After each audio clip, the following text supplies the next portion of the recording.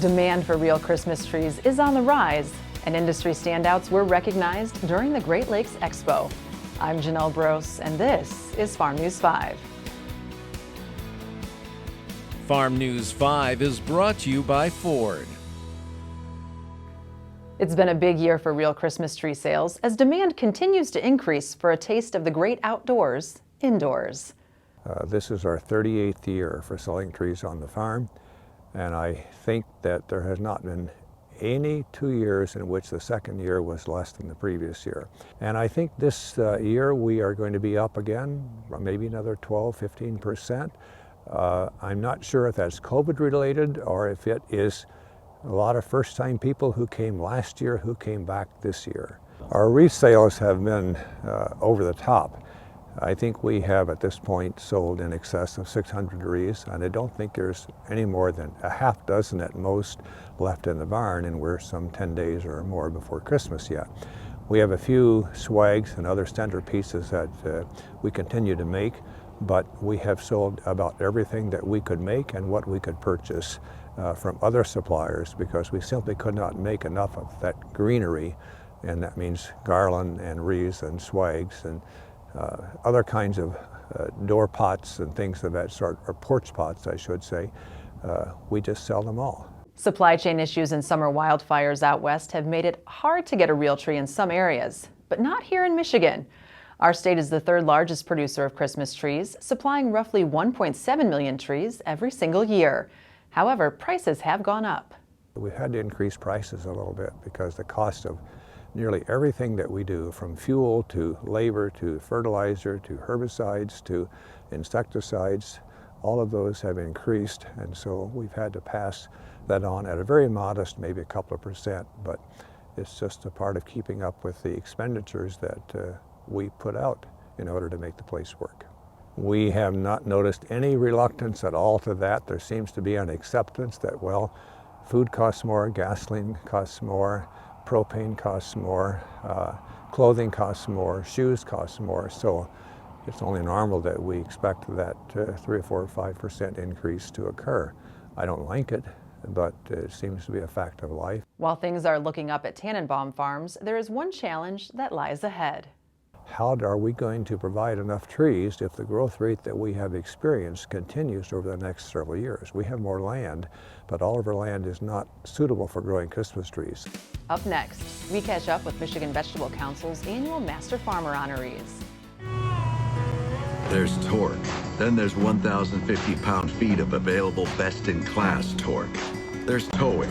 Then there's up to 37,000 pounds of available best-in-class towing. There's backing up a trailer. Then there's backing up with available class-exclusive Pro Trailer Backup Assist. In other words, there are trucks, and then there's the new Ford Super Duty, the most capable heavy-duty pickup truck ever built. The Great Lakes Expo, like many other industry meetings in 2021, was back to an in-person format earlier this month. Educational sessions and a packed trade show floor offered everything fruit and vegetable growers, greenhouse growers, and farm marketers could want. In addition, the in-person expo offered the Michigan Vegetable Council the opportunity to present its annual awards. Dundee, Michigan's Horke brothers were presented with the 2021 Master Farmer Award.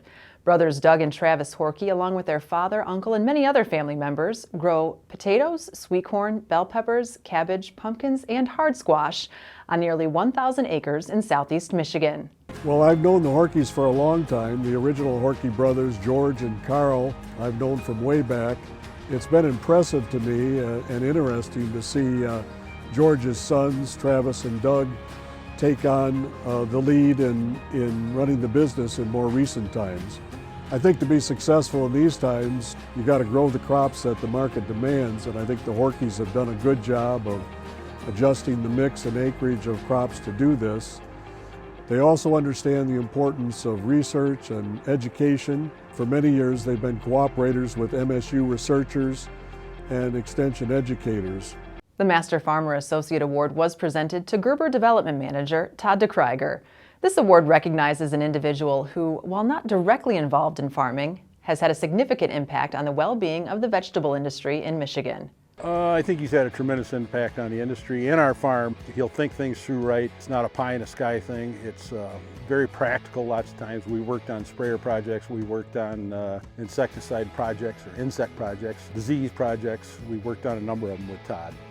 Todd's a great guy to work with. He's very personable. He understands both sides of it, the farmer side and the Gerber side.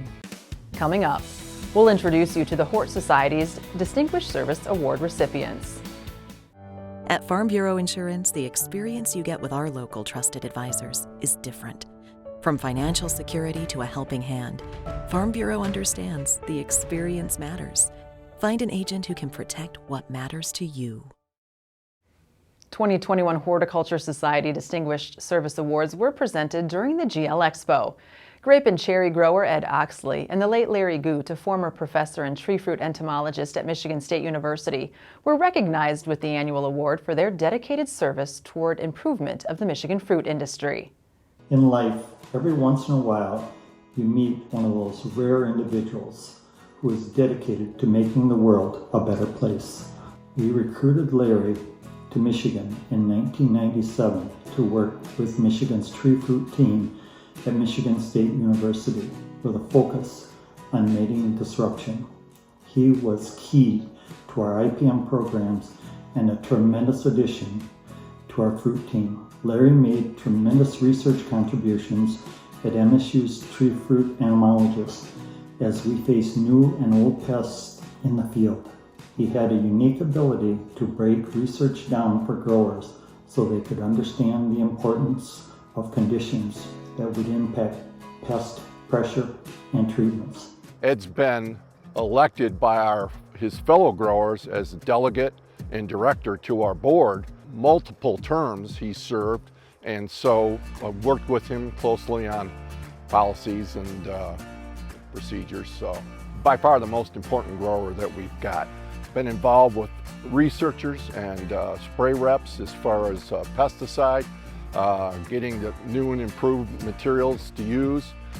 He's worked with engineers and researchers, mechanical as far as equipment, whether it be harvesters, bulk handling, receiving at our plant.